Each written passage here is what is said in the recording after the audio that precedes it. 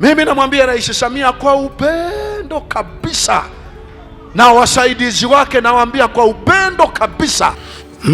Mwanangu aliuawa kwa sababu ya maneno yaliyokuwa ndani ya clip ambayo nilikuwa nimenukuu kile ambacho kilionekana mtoto wa siku 2 ameongea. Nilikuwa natoa ni hadithi kanisani kwamba Rais Samia arejelee alivyokuwa anaendesha mambo Magufuli. Asiporejelea kuna kubwa litatokea.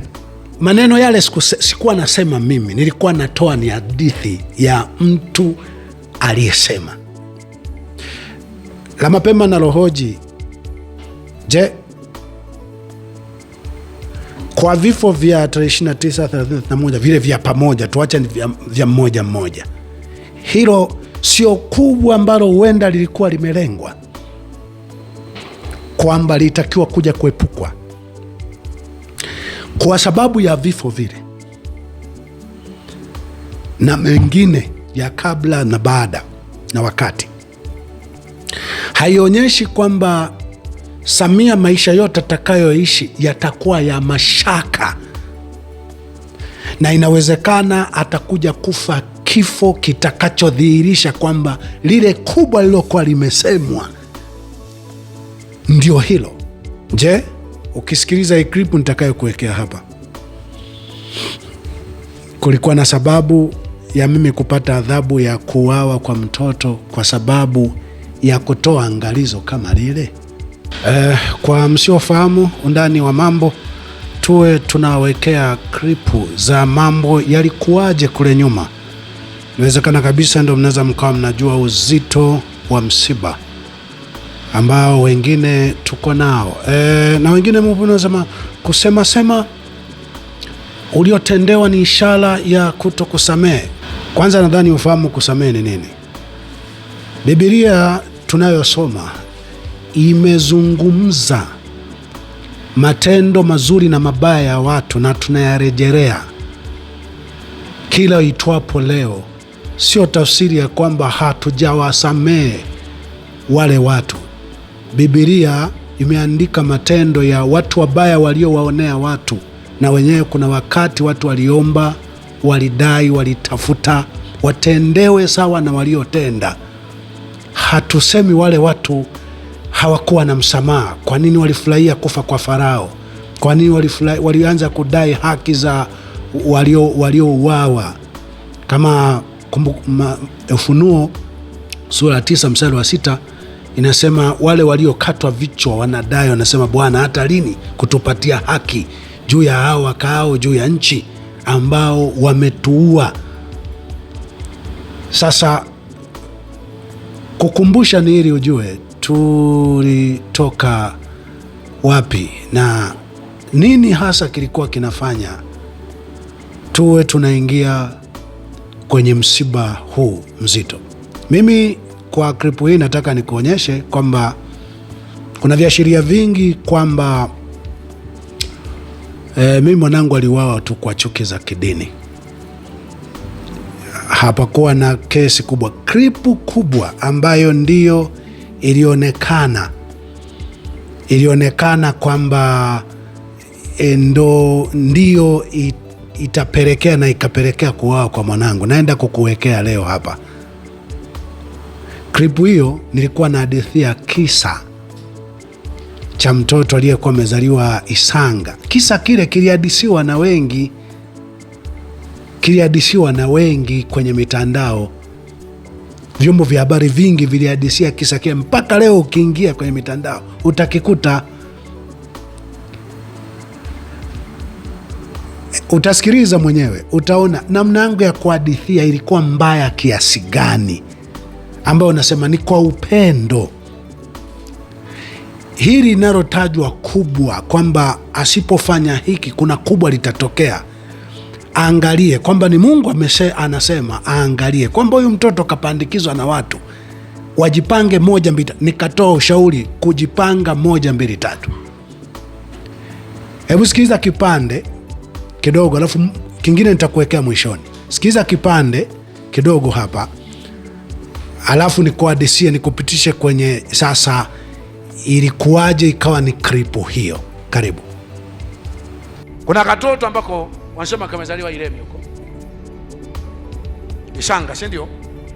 Sema kamezaliwa kikiwa na siku kadhaa, siku sita, siku 3, siku 5, siku ngapi, kameongea kusema, mama, mbona rais huyu anaendesha nchi vibaya tofauti na mwenzake alivyokuwa anaendesha? Mwambie airudie misingi ya aliyoiacha Magufuli. Asipoirudia kuna kubwa litatokea. Mimi mtu wa Mungu nasema kwenye maana hizo mbili, inawezekana huyo mtoto, huyo mzazi, kwa sababu si mtoto anayeongea mbele za watu, ni mzazi anasema niliitwa na mtoto na bibi mtu, inawezekana kapandikizwa na watu, kwa sababu ndio tafsiri zinaweza zikatoka. Takiwa kuna watu wanajaribu kumtishia. Angalia confidence ya yule mwanamke anayeongea na bibi yake, kule kujiamini anakojiamini. Hilo jambo anasema linaweza likatokea kubwa, sio la kupuuza. Naongea sio la kupuuza, kwamba ni Mungu kaongea. Hilo jambo sio la kupuuza.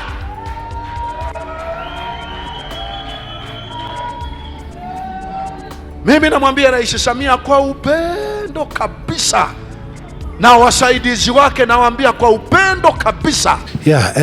Hiyo ni sehemu ya kakipande. Sijataka kuweka kubwa sana, sababu nataka niweke kwa ukamilifu yote mwishoni.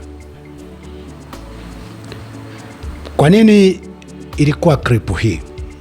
Hii kripu ilitolewa mwezi wa 6 mwaka 2022.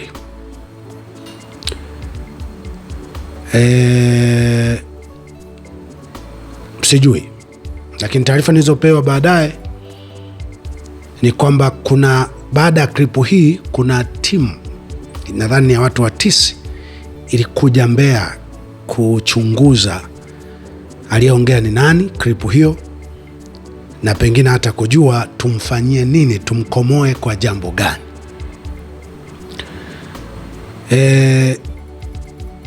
Ile kripu kuna mtu pia aliunganisha na vipande vya Samia ambavyo alikuwa anasema, jamani, kuna watu wanasema mimi nivae viatu vya Magufuli. Viatu vya Magufuli ni vikubwa sana kwangu. Alafu ule mtu akaunganisha kaka kipande kanakosema asipofuata ya mtangulizi wake kuna kubwa litatokea.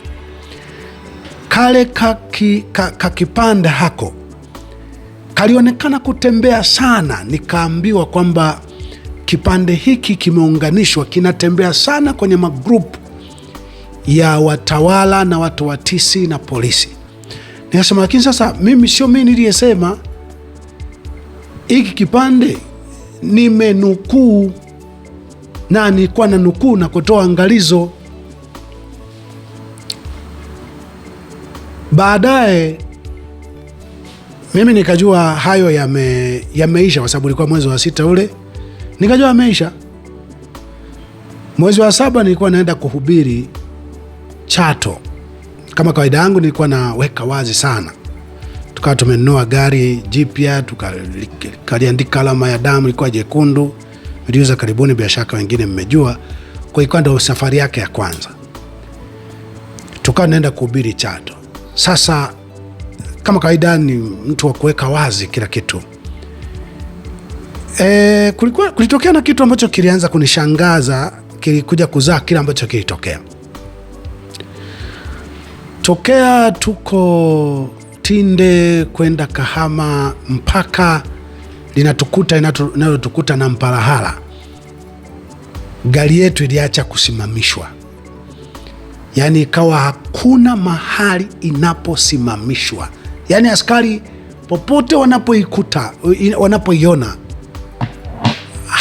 hawaisimamishi kwa namna yoyote, kwa spidi yoyote. Wenye kitochi wa kawaida hawasimamishi. sisi tukajiona tuna uwepo wa Mungu. Mungu ametufunika, Mungu ameifunika hii gari, twende. Ilipofika na Mparahara, Geita, nadhani ni mkoa wa Geita ule. Ilipofika na Mparahara, ile gari tairi 3 zililia kwa pamoja kwa mlio wa risasi. Tukayumba pale, tukaanguka. Mwanguko mkubwa, gari ilipinduka, liangukia ndani ya kwenye lami, ilipinduka karibu mara 4 mara 5, kaenda kusimama pembeni. Ilikuwa kwenye spidi 120 kama sikosei, akiwemo na mtoto wangu wa pekee na watu wengine. Tulikuwa jumla watu 7. Tukatoka pale wenye kupasuka miguu, hakuna aliyevunjika, hakuna aliyekufa. Wengine wote wakasema twende hospitali. Ikaja gari nyingine pale, twende hospitali. Basi ikawabeba mimi, nikasema hii ajali yenyewe iliyofanyika hii mbona ni kama kuna kitu kimefanyika hapa. Huko hospitali unaweza ukajikuta unaenda unamaliziwa. Mimi nilikataa kwenda hospitali, nikatoa tu ushuhuda pale, nikasema aluta continue. Kimsingi mimi nilikuwa sitangazi kupambana na mtu, nilikuwa nasema safari ya kwenda kuhubiri inaendelea, sitarudia hapa. Baada ya lugha ile, wahusika, naamini kwa hiki ninachokueleza hapa mbele, waliamini kwamba nawadindishia na watunishia msuli, naambia bado naendelea na mapambano. Sasa mimi napambana nani? Mtu gani? Mhubiri, unabibilia tu, unapambana na majeshi tisi wote, jeshi la wananchi wote, polisi wote, magereza wote, faya wote, wahamiaji wote. Uliye na Biblia tu useme napambana. Sijai kumiliki silaha, sijai kutumia silaha. Kwa hiyo hapo nadhani ndio ilipoingia lugha ni mkaidi, manake tumemwonya kwa ajali hii ambayo tulilenga hapo, aishie hapo, hasikii. Kwa nini nasema hivyo? Taarifa yangu ikiwa wazi hivyo, tarehe 26 mwezi wa 7 mwaka 2022, tarehe 27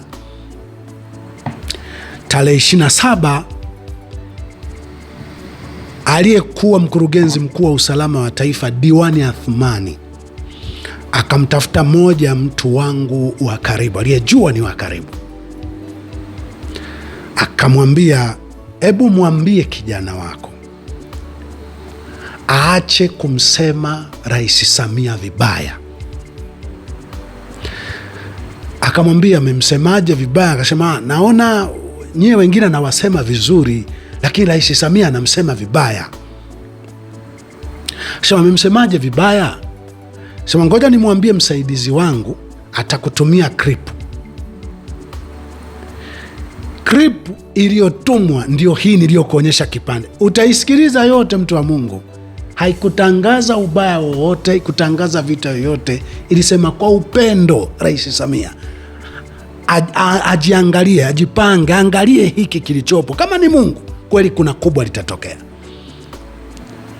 Kwamba ni watu wamejipanga, wamemtuma huyu mwanamke aseme kwamba mtoto amesema, kuna kubwa litatokea, ajipange. Yule mtu wa Mungu aliposikiliza ile klipu akasema, sasa hii klipu kasemaje vibaya Mbarikiwa? Anyway, tarehe 27 hiyo kanijulisha mimi, alinijulisha akasema, Mbarikiwa, naomba tuonane. Nikamwambia niko Chato. Kasema, anyway, nitafanya kila namna tuonane. Nikasema basi kama ni hilo, mimi nitaenda Nyakanazi, kutoka Nyakanazi basi ikiwezekana tutaonana Mwanza. Akasema haina shida. Kale hiyo ni tarehe 28 nikatoa clip, nikasema, jamani, ninahisi niko katika hatari ambayo sijui ni hatari gani, nimekosea nini, Lakini kwetu kupinga maovu ndio dhambi kubwa ambayo itanileta kwenye hatari hii. Tarehe 29 nikalimwa barua na ofisi ya msajili wa jumuiya za kijamii kwamba huruhusiwi kuabudu ndani ya nchi ya Tanzania. Ndo nikatoa klipu nikasema, mbona sionyeshi kosa? Hiyo barua inafika tayari, afisa mtendaji polisi Mbeya wilaya wamekimbia kwenda kufukuza watu kanisani, hamtaki kuwepo hapa.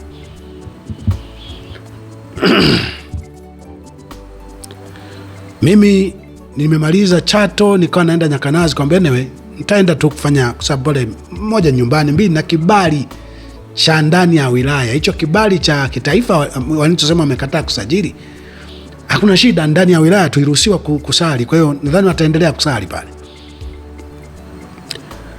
ama kusali tu walioko ndani ya familia pale. Baada ya kwenda Nyakanazi nikakuta wanasema wamekuja kufukuza watu wote hapa, mtendaji afukuza watu wote hapa. Basi mimi usiku huo nikatoka Nyakanazi kurudi Dodoma. Dodoma ilibidi nipite ofisi ya msajili, kaenda wizarani nikasema hatuna taarifa hizo. Wizara mambo ya ndani, hatuna taarifa hizo, pengine nenda. Kaongea na katibu mkuu kwa simu, sikumkuta. Sema nenda wakuandikie kibali cha kuendelea. Kwani wenyewe wamekwambiaje? Wamesema uja tarehe 25 mwezi wa 8 juu ya hilo jambo lako. Sema basi wakuandikie kibali cha kuendelea na ibada mpaka hiyo tarehe 28 na tarehe 25 mwezi wa 8. Nikaenda pale ofisi ya msajili, wakaandika vya kuandika, nikaondoka nikaenda Mbeya. Nilipofika Mbeya, kumbe tarehe 28 ndio iliyopangwa kumuua mtoto. Baada ya wiki kadhaa, tarehe 10 mwanangu akaanza kuumwa. Akaja mtu mmoja, nikutana na mtu mmoja, alikuwa waziri dash. Akaniuliza tu jambo moja, akasema, Mbarikiwa, mtoto wako wokovu yupo? Yuko hai? Sema acha kutokemea juu ya uovu. Nikasema lakini si uhubiri ni kukemea maovu? Uhubiri si ni kukemea mabaya? Ukweli kwa maisha yangu mimi, mkifanya baya nitawambia hili ni baya, kwa sababu litakuwa na madhara kesho na kesho kutwa. Mkifanya zuri nitawambia ni zuri. Kasema haya bwana, Mbarikiwa, sawa bwana. Tukaachana naye. Tarehe 25 nikapiga hesabu, nikajua mtoto kweli hali mbaya, lakini ni kama kuna hesabu zinazoonyesha nisipokwenda kule wananikamata, wananiweka ndani, mtoto wangu atafariki wakati sipo. Ngoja niende, ya mwanangu namwachia Mungu. Nikaenda Dodoma. Pofika kule nikaonana na msajili huyu kijana Emmanuel Kihamba, kuongea naye. Moja maneno aliyoniambia, sema, Mbarikiwa, kwanza ujue hautakuja usajiliwe milele ndani ya nchi ya Tanzania kwa nchi yako ilipo, na kuna tukio kubwa ambayo itatokea kwenye maisha yako, alama ya hiki ninachokwambia. Mimi huko najua mwanangu yuko katika hali ngumu. Nikajaribu kuongea naye, tuliongea naye muda mrefu sana. Kwa kosa gani? Kwa baya gani? Hakusema chochote. Nikaenda wizarani. Pofika wizarani, sikupewa nafasi ya kuongea na yeyote. Baadaye nikapata namba ya Jumanne Sagini alikuwa naibu waziri wa mambo ya ndani. Nikampigia pale, nikajitambulisha, nikajieleza. Mbarikiwa, hilo jambo lako bwana, ndio aliyekupa namba yangu, aliyeunganisha na mimi ni bosi wangu, ni mtu na mheshimu, lakini jambo lako sijui. Sawa, ngoja nilifuatilie. Nikaondoka pale wizara mambo ya ndani, nikawa narudi Mbeya kwa sababu nataka niwahi mwanangu, hali ya mwanangu. Narudi Mbeya, nikiwa njiani alinipigia simu. Mbarikiwa bwana, mbona eti kwenye katiba yako umeandika kwamba utakuwa unanyang'anya mali za watu ambao utakuwa nao kanisani? Nikasema hapana, mimi kwenye katiba nimesema mtu akiwa alianzisha kanisa pamoja na mimi, akihama zile mali zitakuwa chini yake, kwa sababu ndiye anayejua. Wenyewe wananilazimisha kwamba niandike kwamba akihama niwe namnyang'anya. Aliponisikiliza akasema ndo ilivyo, nitumie nakala ya hiyo katiba tuone. Akasema ndio, ndo ilivyo. Akakata simu. Baada ya muda, nikiwa naelekea Mtela katikati ya Dodoma na Iringa, nikapata taarifa ya hali ya mtoto kwamba meshabadilika kabisa. Nilimtumia Jumanne Sageng nikitafuta niokoleeni mtoto, nikasema hali ya mwanangu imebadilika kabisa. Ani ni block pale pale,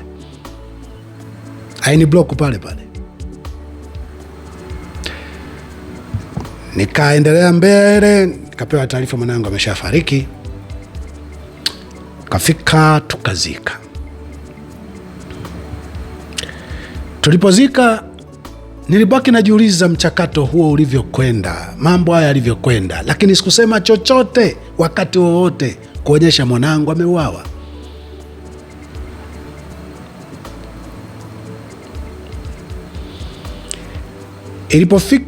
Ilipopita miezi 6 baadaye, kasoro siku 3,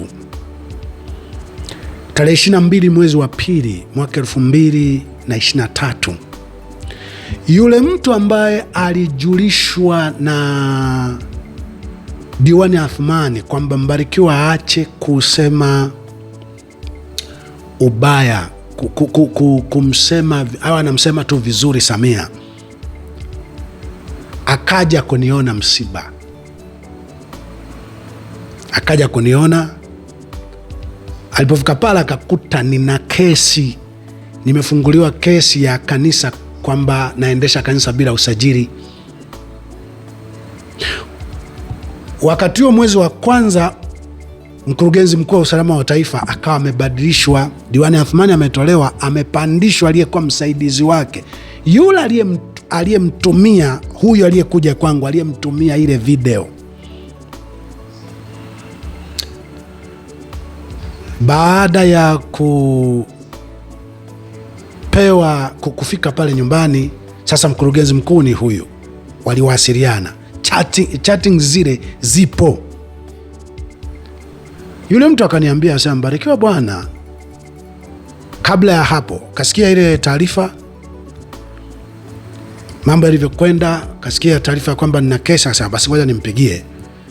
Akampigia, akamwambia bwana, sasa mimi leo niko nyumbani kwa Mbarikiwa.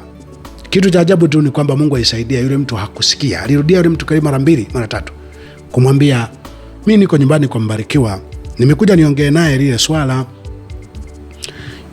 Huyu ambaye sasa ndo amebadili kuwa mkurugenzi mkuu wa usalama wa taifa, ambaye ndo alichati na huyu mtu na kumtumia ile video, akamwambia, utamwona ni mkaidi sana huyo.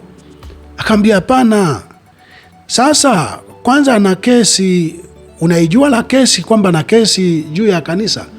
Sema naijua, mimi ndo nimemshikilia. Sema si unajua amefiwa na mtoto wake? Kaambia ndio, si ndo tuliofanya, kwa sababu bila kufanya hivyo mimi nisingetosha kwenye nafasi hii. Yule mtu anashtuka kwa sababu aliweka loud speaker akijua ni la amani. Akasema bwana, mwachilie na kesi hii, si unajua amefiwa na mtoto wake. Sema simwachii la mtoto wake mwenyewe, sisi ndo tuliofanya, mimi ndo niliyefanya. Bila kufanya hivyo nisingetosha kwenye nafasi hii. Baada mtu yule kama umetekewa, sasa nimeshasikia, niko na mke wangu, tumeshasikia, akatekewa,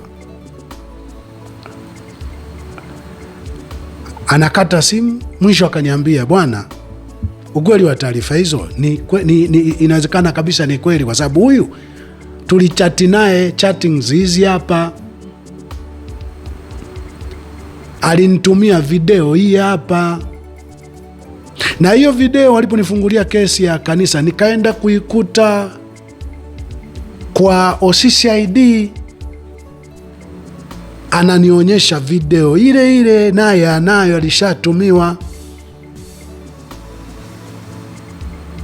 Kwa hiyo pale ndipo nilikuja kuweka wazi, kwa sababu sasa baada ya kuua mwanangu, kama kawaida, walitengeneza timu ya watu wa makanisani, Waislamu na watu wa aina mbalimbali, bao wote walikuwa wanaimba wimbo mmoja tu, Barikiwa umetoa mtoto kafara. Yani pananiuma, ni mtoto wa pekee, wamemua, alafu umetoa mtoto kafara, ndio maana umetoa mtoto kafara, kafara, kafara, kafara, kafara. Sasa mwisho wa siku nikasema, najua nikisema hili wananiua, lakini waniue wakati nimeweka wazi wa moyo wangu.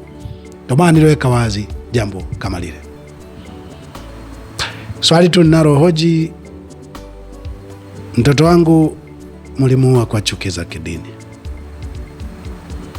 Kripo hii haikutosha adhabu ya kifo.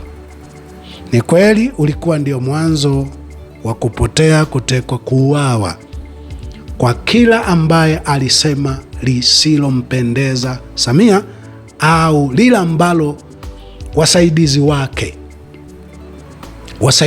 waliona hili alitampendeza Samia.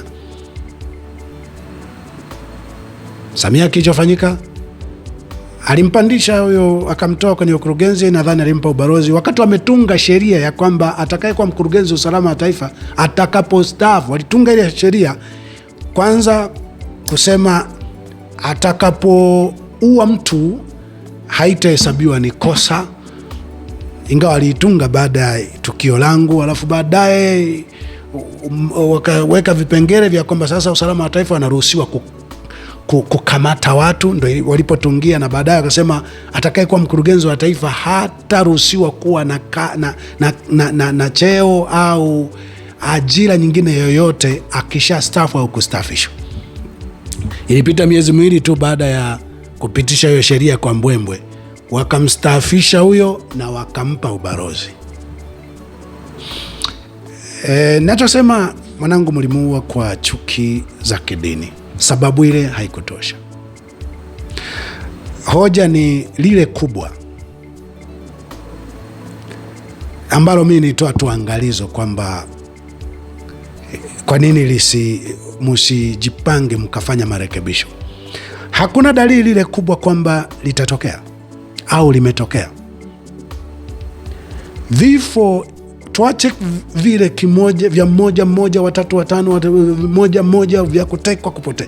Hivi vya tarehe 29, 30, 31 vya jumla havionyeshi ni kubwa ambalo lililengwa, lilikuwa linasemwa kuna kubwa litatokea. Hivi vifo vya jumla havionyeshi kwamba maisha ya Samia na wasaidizi wake wa karibu yatakuwa kwenye mashaka mpaka siku ya kufa kwake, na inawezekana atakufa kwa namna ya lile neno kuna kubwa litatokea. Nilikuwa mbaya kiasi gani? Zaidi sana uhubiri wangu mimi ni kuchambua tukio limetokea, ndo nalifananisha kwa mujibu wa Biblia, aliyefanya kama hivi matokeo yalikuwaje, na kutoa maonyo kwamba kufanya kama hivi madhara yake, matokeo yake yatakuwa hivi, acheni kufanya, msifanye hivi. Mimi nachambuaga matukio. Ndio maana mara nyingi lazima muone kuna clip nimeweka. Biblia waliokuwa na ubiri kulikuwa na matukio yanatokea, ndio anasema kama ilivyoandikwa. Hiki mnachokifanya, Yesu alikuwa na ubiri, anaonya tabia za watu walioko hapo, anatafuta sehemu palipoandikwa sawa na hicho anachokionya. Sioni kama kuna ubaya. Anyway, kila mtu kwa sasa anataka mhubiri angehubiri anachokitaka kwa namna anayotaka. Mimi niliona ni vizuri ningehubiri tu kwa namna ambavyo watu wa Biblia walihubiri. Ni kweli lilistahili ujira wa msiba na machungu hivi kwa nilichokifanya. Kwa klipu hii utachukua, utaona mimi nastahili. Mimi sichambui kwa pengine kwamba kuna watu wananipa information za ndani ndo nichambue. Siko huko, na namba yangu haiko kwa yeyote ambaye anaweza kanipa information zozote, na siwasiliani na yeyote. Akina Kantimbo, kina Kuzaga wakati ule wanahangaika na mimi kule Mbeya kuchukua kila simu yangu, kawaulizeni kama kuna mahali walienda. Tena mimi sifutagi message, sijaseti kwenye WhatsApp kwamba sijui kuna message za kujifuta baada ya mwezi. Mimi message uliotuma miaka kadhaa utaikuta. Kawaulize waliwahi kutana na mawasiliano, walizikuta namba za watu mbalimbali ambao hunitafuta kwa ajili ya kuhitaji msaada, wawe mawaziri, Mbarikiwa hapa tufanye wakati ule, hasa wakati wa Magufuli, kwa wewe umenyoka, wewe ni mtu wa Mungu, hapa nafanyaje, hapa nimefanyaje, umeonaje hiyo? Hawakuona swala la kwamba kuna mtu mimi ananipa mawasiliano information alafu mimi nizitumie hizo kuchambua. Mimi siko hivyo. Nachambua tukio nikilisomea na kulifananisha na maandiko ya Biblia. Unaweza ukawa nini kifanyike? Sasa nini kifanyike mchungaji? Cha kufanyika cha kwanza mimi nimeonyesha kwenye kitabu cha Suruhu. Ni kweli kile kitabu kimejigawanya kwenye maeneo kama 3-4 hivi. Eneo la kwanza ni maombi, kuiomba dunia ituokoe. Eneo la pili ni kutoa madhira, kwa nini tuokoe. Mimi binafsi na Watanganyika wengi tumepita kwenye eneo gani? Eneo la tatu ni utambulisho, mimi ni nani nayesema hivi. Lakini eneo kuu la hicho kitabu cha Suruhu ni nini kingefanyika dunia isiwe na silaha, isiwe na magereza, isiwe na mahakama, na wanadamu, kila mwanadamu aishi kama mfalme. Ni kichekesho, ni kitu kama hakiwezekani, lakini moja ya Suruhu. Kwa Kiingereza kiko Amazon, andika solution, andika Suruhu utakikuta. Kwa Kiingereza kiko Amazon. Ndio kina maneno ya ambayo unatuchongea, unatusomea vibaya. Jamani, unayoyafanya yanatakiwa yawe wazi. Mimi ni nuru. Biblia inasema yatakiwa semwa kwa giza, katika giza wewe aseme juu ya paa. Nimeandika yale ambayo ndivyo alivyofanyika. Lakini njia nyingine kama ile ya mtaelewa, kwa sababu ile imezingatia zaidi dunia nini kifanyike, haijajikita sana ndani ya nchi. Nachosema, siku ikitokea dhamira ya dhati ya kwamba kuna watu wanataka kutubu, kwa sababu Mwenyezi Mungu asema msamehe watu ambao hawatubu. Lazima wawepo wanaotubu na kukiri, kuacha, kutorudia kufanya yale mabaya, ndipo uje unaitwa msamaha au kinachoitwa maridhiano. Na hakikishia wakati huo mkifanya kinachoitwa maridhiano kwa kuwaita vyama vya siasa ili muagawie ubunge, mugawane vyeo, mugawane ulaji au muwape pesa, wenyewe watajua watakavyowapooza. Hao wengi hamjaua ndugu zao. Kuna haja sisi kama mimi ambaye nadhani ndo mmeweka alama kubwa ya kuua ndugu zangu na kuniumiza. Kuna haja mimi mwenyewe ndiye nimesema itakapotokea pana wanaotaka kutubu, sio kunivizia. Na kwa namna ambayo mimi mwenyewe nitaona kabisa nimewekewa mazingira ya usalama wa uhakika, ambao kama ni kuuawa, afadhali niuawe mbele za watu, niuawe. Hii ya kupotezwa tu hii inawezekana, lakini haitakuwa rahisi kivile. Mimi nakubali kuuawa, nakubali kwanza kuishi, sioni maana yoyote. Lakini kwa sehemu kubwa ni kama kuuawa husika, inatakiwa lazima kuje kufanyike hapo hapo kwenye tukio, au niondoke kwenye hilo tukio nikiwa nimezimia. Nje na hapo hapana.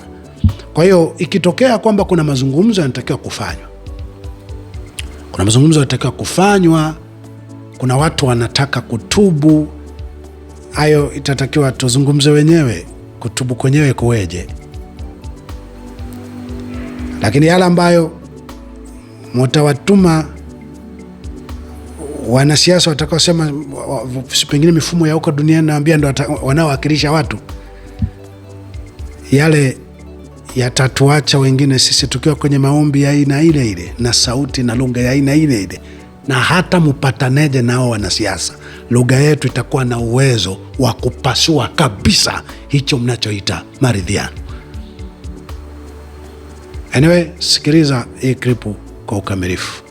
Leo najua mmesikiliza klipu za zamani ambazo nilikuwa naongea kwa urefu sana. Asante. Haivutiki. Kuna watoto kamoja, nimesema vyovyote vile Samia ajiangalia, vyovyote vile yule mtoto kapandikizwa na watu. Alimadabu yule mwanamke kajitokeza kuongea neno gumu kiasi kile, basi hao watu walioongea hivyo wamejipanga. Kama huyo mtoto kapandikizwa na watu, naongea mimi ni mtu wa Mungu, na mnao rekodi, mrekodi hapo, mrushi hapo, mrekodi, mrushi. Bwana Yesu asifiwe sana. Kama yule mtoto kapandikizwa na watu kusema yale, au yule mzazi, kama yule mzazi kapandikizwa na watu kusema yale, ama yule mtoto kweli kasema, Samia ajipange. Kuna katoto ambako wanasema kamezaliwa Iremi huko Isanga, si ndio? Sema kamezaliwa kikiwa na siku kadhaa, siku sita, siku tatu, siku tano, siku ngapi, kameongea kusema, mama, mbona rais huyu anaendesha nchi vibaya tofauti na mwenzake alivyokuwa anaendesha? Mwambie airudie misingi ya aliyoiacha Magufuli. Asipoirudia kuna kubwa litatokea. Mimi mtu wa Mungu nasema kwenye maana hizo mbili. Inawezekana huyo mtoto, huyo mzazi, kwa sababu si mtoto anayeongea mbele za watu, ni mzazi anasema niliitwa na mtoto na bibi mtu. Inawezekana kapandikizwa na watu, kwa sababu ndio tafsiri zinaweza zikatoka. Takiwa kuna watu wanajaribu kumtishia. Angalia confidence ya yule mwanamke anayeongea na bibi yake, kule kujiamini, anakojiamini. Hilo jambo anayosema linaweza likatokea kubwa, sio la kupuuza. Naongea sio la kupuuza, kwamba ni Mungu kaongea. Hilo jambo sio la kupuuza.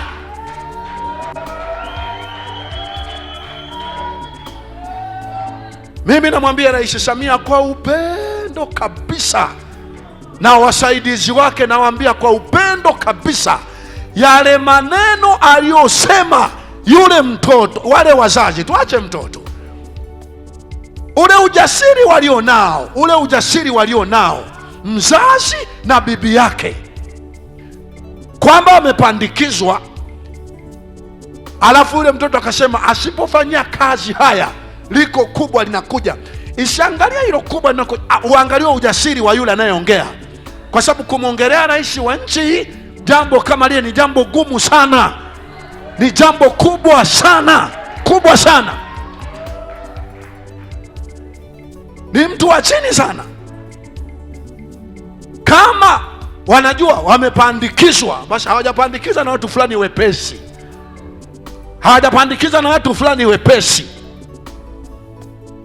sio wepesi. Ujasiri, mimi nasema ujasiri wa yule anayeongea, anajiaminia nini? Mama wa mtoto yuko jasiri kabisa, anaongea. bibi wa mtoto yuko jasiri kabisa, anaongea, anajiaminia nini? Kama ni watu wamemsukuma, wamesema asipofuata utaratibu na namna ambavyo Magufuli alikuwa anaendesha nchi, kuna kubwa, hawa watu wanaweza akawa wamejipanga. Na kama ni Mungu ameongea, misha kujaji ni Mungu au ni watu. Kama ni Mungu, basi Rais Samia awatafute watu wa Mungu kabisa, awatafute watu, acha hawa njanja wafuata upepo hawa, ambao kila linaloagizwa wako. Sasa barakoa sawa, sasa chanjo sawa, sasa hiki sawa. Hao ni wahuni tu, waganga njaa mjini hao, waganga njaa mjini hao.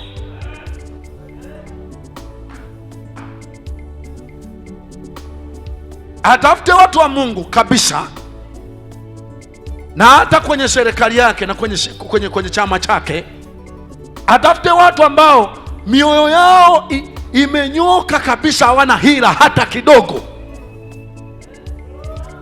Wamwambie baadhi ya mambo ambayo akisha kiuka Magufuli alivyokuwa anayapeleka,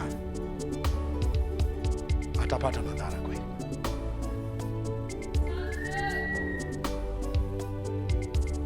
Hii nchi ni ya Mungu. Hii nchi ni ya Mungu, tofauti na nchi nyingine yoyote. Hii nchi Mungu anaiangalia kwa macho yake yote. Jicho la Mungu liko juu ya hii nchi. Hii nchi watu wawili watatu wanaweza kupata madhara, lakini bado hii nchi itarudi mikononi mwa Mungu. Hii nchi itakuwa salama mikononi mwa Mungu.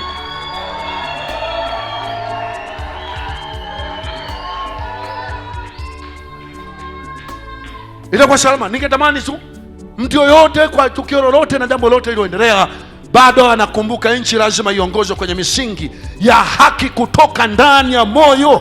Iongozwe kwenye misingi ya haki kutoka ndani ya moyo, kwa sababu Mungu hawezi kuacha hii nchi dhuluma na utapeli na watu kujinufaisha wachache. Haiwezi kuiacha hii nchi ikawa salama, hawezi. Hazitakuja vurugu, Mungu mwenyewe atasimama kuhukumu. Na tunaombea watu wa Mungu, wala njia inaweza kutumika isitumike njia yoyote ya mapinduzi, ya vurugu, ya fujo. Hapana, Mungu mwenyewe ambaye hatumii vurugu, hatumii fujo. Mungu mwenyewe anaweza kuhukumu na kuamua na kuweka utaratibu kwamba kwa nini hamuelewi, mbona nimetumia maneno kadha wa kadha. Kwa nini hamuelewi? Mimi utaratibu wangu ni 1, 2, 3. Na ni jambo rahisi tu. Hii nchi asiweko anaishi kwa kuangalia atanufaikaje yeye ama kikundi chake. Hii nchi anayepata nafasi ya kwamba atakuwa leader, atakuwa kiongozi, hakikisha anakwenda kuwa kiongozi kwa ajili ya kuumia yeye, kurahisisha maisha ya wengine.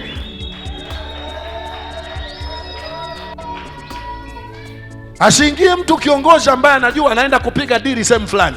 Hii nchi ngumu, anasemaga ulimwengu, anasemaga Jenerali Ulimwengu. Hii nchi ngumu hii, ugumu wake sio aina gani ya watu waliomo kwenye nchi. Ugumu wake ni jicho gani la Mungu linaitazama hii nchi ya Tanzania. Jicho gani la Jehova aliye hai linaitazama hii nchi ya Tanzania. Haleluya.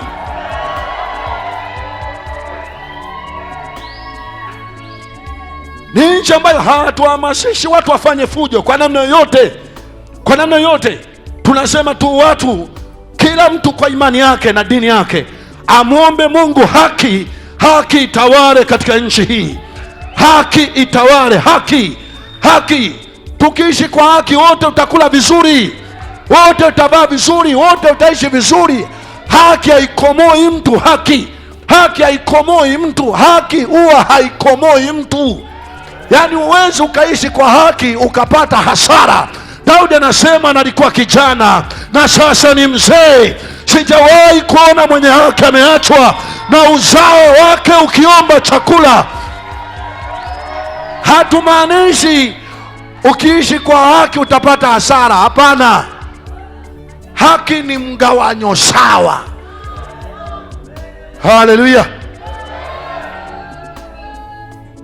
Anasemaga jenerali ulimwengu, nchi ngumu hii. Nawambia mimi, nchi ngumu hii Tanzania, ngumu hii nchi ngumu. Mimi naonyaga na kutoa ushauri kwamba haijalishi ulifanya makosa gani huko nyuma, lakini Mungu ni wa rehema. Haijalishi ulifanya kosa la aina gani, Yesu wangu na Mungu wa mbinguni ni wa rehema. Haijalishi wewe dini gani, wote tunatofautiana majina tu. Mwingine atatumia Kiarabu, mwingine Kiingereza, mwingine Kiswahili, lakini ukisema Allah ni Mungu, ni Mungu. Haleluya, haleluya. Unasema Mtume Muhammad, ni kwamba ukifuatilia alikuwa anaongea nini? Alikuwa anaongea utu, alikuwa anaongea haki. Ukisema Nabii Isa, unaona alikuwa anaongea utu, alikuwa anaongea haki. Haijalishi unamwamini yupi, kikubwa utatokea wapi, kikubwa utafanya nini. Je, utakuwa na utu? Utakuwa na haki? We mwamini yoyote unayetaka, kikubwa yoyote aliyekuja. Yesu alisema anayekusanya pamoja nasi yuko upande wetu. Kwa hiyo kama ni Mtume Muhammadi alihamasisha watu wawe na haki, wawe na utu, wawe waaminifu, wawe na bidii ya kazi, huyo yu pamoja nasi. Alimadamu ni Nabii Isa alihamasisha watu wafanye kazi, wasiwe na dhuluma, yu pamoja nasi.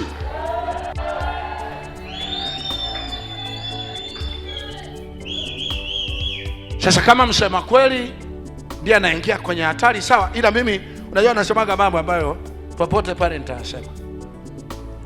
Mimi nitasema huyo mtoto amepandikizwa. Huo ujasiri alionao wazazi waliompandikiza wanaelewa anachoongea. Huyo mtoto ameongea kweli. Mungu ameingia ndani ya yule mtoto. Hilo jambo waliangalie. Mimi narudia tena Iruga, kukuambia mtu uishi kwa haki sio kukuingiza hasara, kwa sababu kweli zipo laumu. Magufuli aliumiza watu. Mfuatilie, angalia, ufahamu moyo wa Magufuli mwenyewe. Magufuli alikuwa na kusudi la kumuumiza mtu mwingine pasipo na haki. Yani akuonee tu, ana kisasi, akuonee tu Magufuli. Mimi ninachojua wasaidizi wake wako wengine waliotumia ule ukali wake kuonea watu wengine, kutoa taarifa za upotoshaji, za uchochezi, za kufanya achukue maamuzi mabaya kwa mtu hata ambaye hajahusika. Magufuli mwenyewe jamani, tuna mioyo, tunakaa, tuna akili, tunafahamu. Magufuli mwenyewe alikuwa na kisasi na mtu. Magufuli mwenyewe alikuwa na kisasi na mtu. Magufuli alikuwa mkali kwa vitu vya diridiri, vitu vya diridiri ambavyo wewe unavifanya kuonyesha mpinzani, una midiridiri nyingi, unaonyesha ni mkereketwa, mzalendo, una midiri. Magufuli ndo alikuwa mkali kwenye ujanja uliojificha kwenye siasa, kwenye dini, kwenye chama chake, kwenye serikali, pote alikuwa anagusa. Alikuwa na kisasi na mtu.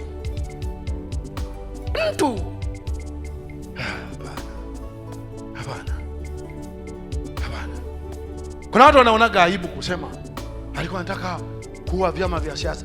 Siri, tuwe pamoja tu, tujenge nchi pamoja, kwa sababu tunabishana na kuweka vyama vya upinzani kwa sababu ya wizi na kukosa uaminifu na kukosa uzalendo. Lakini akionekana Daudi anayeweza kusimamia watu wote, tuwe wema na wote tukashika kiguu na njia tukawa wema, upinzani wa nini? Upinzani wa nini?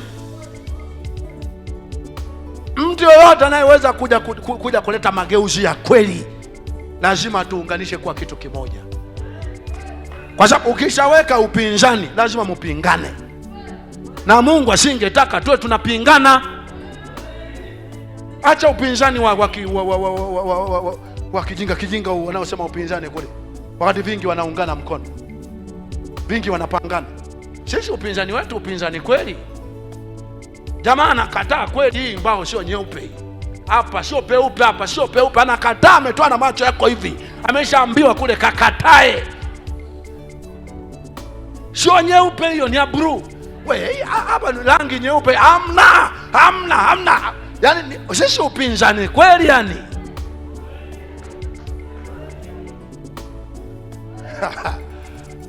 Sisi tuliambia upinzani ni kukataa kila kitu.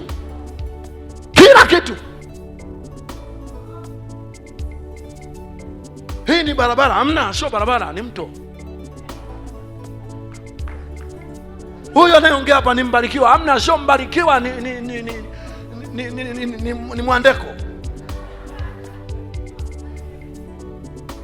Sisi upinzani kweli